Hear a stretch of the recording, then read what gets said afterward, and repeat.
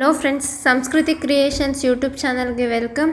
ಇವತ್ತು ನಾನು ಹೆಲ್ತ್ಗೆ ತುಂಬ ಒಳ್ಳೆಯದಾಗಿರುವಂತಹ ಮೊಳಕೆ ಕಾಳು ಸಾಂಬಾರು ಮಾಡೋದು ಹೇಗೆ ಅನ್ನೋದನ್ನ ತಿಳಿಸ್ಕೊಡ್ತಾ ಇದ್ದೀನಿ. ಬನ್ನಿ, ಆಗಿದ್ರೆ ಮೊಳಕೆ ಕಾಳು ಸಾಂಬಾರಿಗೆ ಬೇಕಾಗಿರುವಂತಹ ಇಂಗ್ರೀಡಿಯೆಂಟ್ಸ್ನ ನೋಡೋಣ.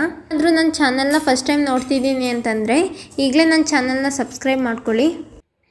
ಮೊದಲಿಗೆ ನಾನಿಲ್ಲಿ ಮೊಳಕೆ ಕಾಳನ್ನ ತೊಗೊಂಡಿದ್ದೀನಿ. ಹುರುಳಿಕಾಳು, ಕಡಲೆಕಾಳು, ಹಾಗೆ ಹೆಸರು ಕಾಳು. ಇದಕ್ಕೆ ಒಂದು ಸಣ್ಣದಾಗಿ ಮಸಾಲೆ ರುಬ್ಕೊಂಡು ಬರೋಣ. ಒಂದು ಕಪ್ಪಷ್ಟು ತೆಂಗಿನಕಾಯಿ, ಒಂದು ಮೀಡಿಯಮ್ ಸೈಜ್ದು ಈರುಳ್ಳಿ, ಒಂದು ಮೀಡಿಯಮ್ ಸೈಜ್ದು ಹುಳಿ ಟೊಮೆಟೊ, ಅರ್ಧ ಇಂಚಷ್ಟು ಶುಂಠಿ, 3 ಎಸಳು ಬೆಳ್ಳುಳ್ಳಿ, ಚಕ್ಕೆ, 3 ಲವಂಗ, 10 ಕಾಳು ಮೆಣಸು, ಹಾಗೆ ಕೊತ್ತಂಬರಿ ಸೊಪ್ಪು, 2 ಸ್ಪೂನಷ್ಟು ಖಾರದ ಪುಡಿ ತಗೊಂಡಿದ್ದೀನಿ. ಇಲ್ಲಿ ನಾನು ಸಾಂಬಾರು ಮಾಡೋದಕ್ಕೆ 2 ಆಲೂಗೆಡ್ಡೆ ಹಾಗೆ 1 ಬದನೆಕಾಯಿನ ತಗೊಂಡಿದ್ದೀನಿ. ನೀರಿನಲ್ಲಿ ನೆನೆಸಿಟ್ಕೊಂಡಿದ್ದೀನಿ. ಬನ್ನಿ, ಆಗಿದ್ರೆ ಮೊದಲು ನಾವು ಮಸಾಲೆ ರುಬ್ಕೊಂಡು ಬರೋಣ. ಹಾಗೆ ನಾನಿಲ್ಲಿ 3 ಸ್ಪೂನಷ್ಟು ಹುರ್ಗಡ್ಲೆನ ಹಾಕೋತಾ ಇದ್ದೀನಿ. ಹುರ್ಗಡ್ಲೆ ಹಾಕೋದ್ರಿಂದ ಸಾಂಬಾರು ತುಂಬ ಟೇಸ್ಟಿಯಾಗಿ ಬರುತ್ತೆ, ಹಾಗೆ ಗಟ್ಟಿಯಾಗೂ ಇರುತ್ತೆ. ಸ್ಟವ್ ಮೇಲೆ ಒಂದು ಕುಕ್ಕರ್ನ ಇಟ್ಕೊಂಡು ಕುಕ್ಕರ್ ಬಿಸಿ ಆದಮೇಲೆ 2 ಸ್ಪೂನಷ್ಟು ಆಯಿಲ್ನ ಹಾಕೋತಾ ಇದ್ದೀನಿ. ಹಾಗೆ ಅರ್ಧ ಕಟ್ ಮಾಡಿ ಇಟ್ಟಿರುವಂತಹ ಈರುಳ್ಳಿನ ಹಾಕೋತಾ ಇದ್ದೀನಿ. ಈರುಳ್ಳಿ ಎಲ್ಲ ಒಂದು 30 ಸೆಕೆಂಡ್ವರೆಗೂ ಫ್ರೈ ಮಾಡ್ಕೊಳ್ಳಿ. ಈರುಳ್ಳಿ ಎಲ್ಲ ಫ್ರೈ ಆಗಿದೆ. ಇದಕ್ಕೇ ನಾನೀಗ ಮೊಳಕೆ ಕಾಳನ್ನ ಹಾಕೋತಾ ಇದ್ದೀನಿ. ಮೊಳಕೆ ಕಾಳನ್ನೆಲ್ಲ ಹಸಿ ವಾಸನೆ ಹೋಗೋವರೆಗೂ ಫ್ರೈ ಮಾಡ್ಕೊಳ್ಳಿ.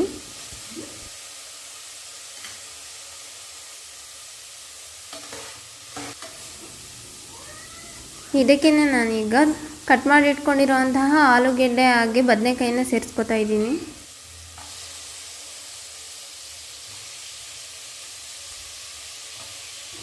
ಇದನ್ನು ಕೂಡ 1 ನಿಮಿಷದವರೆಗೂ ಫ್ರೈ ಮಾಡ್ಕೊಳ್ಳಿ.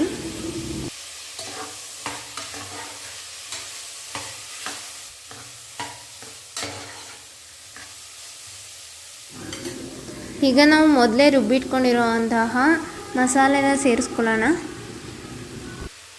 ಮಸಾಲೆನ 1-2 ನಿಮಿಷ ನೀರು ಹಾಕ್ತೆ ಕಾಳುಗಳ ಜೊತೆ ಹಂಗೆ ಫ್ರೈ ಮಾಡ್ಕೊಳ್ಳಿ. ಹಾಗೆ ಮಾಡೋದ್ರಿಂದ ಕಾಳುಗಳು ತಿನ್ನೋದಕ್ಕೆ ತುಂಬ ಟೇಸ್ಟಿಯಾಗಿರುತ್ತೆ.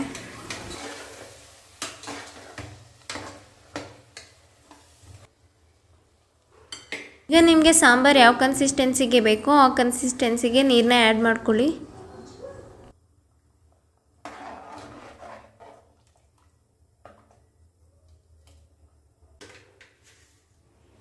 ಲಾಸ್ಟಲ್ಲಿ ರುಚಿಗೆ ತಕ್ಕಷ್ಟು ಉಪ್ಪು ಹಾಗೆ ಕೊತ್ತಂಬರಿ ಸೊಪ್ಪನ್ನ ಹಾಕಿ ಎಲ್ಲ ಮಿಕ್ಸ್ ಮಾಡಿಕೊಂಡು ಕುಕ್ಕರ್ ಮುಚ್ಚಳ ಮುಚ್ಚಿ 1-2 ವಿಷಲ್ ಕೂಗಿಸ್ಕೊತೀನಿ.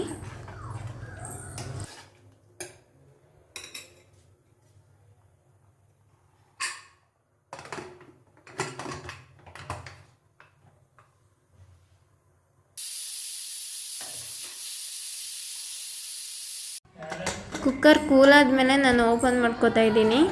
ನೋಡ್ತಾ ಇರ್ಬೋದು, ಮೊಳಕೆ ಕಾಳು ಸಾಂಬಾರು ರೆಡಿಯಾಗಿದೆ. ಇದು ಮುದ್ದೆಗೆ, ಅನ್ನಕ್ಕೆ, ಚಪಾತಿಗೆ ಎಲ್ಲದಕ್ಕೂ ತುಂಬ ಚೆನ್ನಾಗಿರುತ್ತೆ ಮತ್ತು ಆರೋಗ್ಯಕ್ಕೂ ಒಳ್ಳೆಯದು. ವಾರಕ್ಕೆ 1 ಸಲ ಅಥವಾ 2 ಸಲ ಮೊಳಕೆ ಕಾಳು ಸಾಂಬಾರನ್ನ ತಿನ್ನೋದ್ರಿಂದ ಆರೋಗ್ಯನ ತುಂಬ ಚೆನ್ನಾಗಿ ಇಟ್ಕೋಬೋದು. ನೀವು ಕೂಡ ಮನೇಲೊಮ್ಮೆ ಟ್ರೈ ಮಾಡಿ, ಇದನ್ನು ತುಂಬ ಟೇಸ್ಟಿಯಾಗಿರುತ್ತೆ. ಹಾಗೆ ವಿಡಿಯೋ ಇಷ್ಟ ಆದರೆ ದಯವಿಟ್ಟು ಲೈಕ್ ಮಾಡಿ, ಹೇಗಿದೆ ಅಂತ ಕಮೆಂಟ್ ಮಾಡಿ.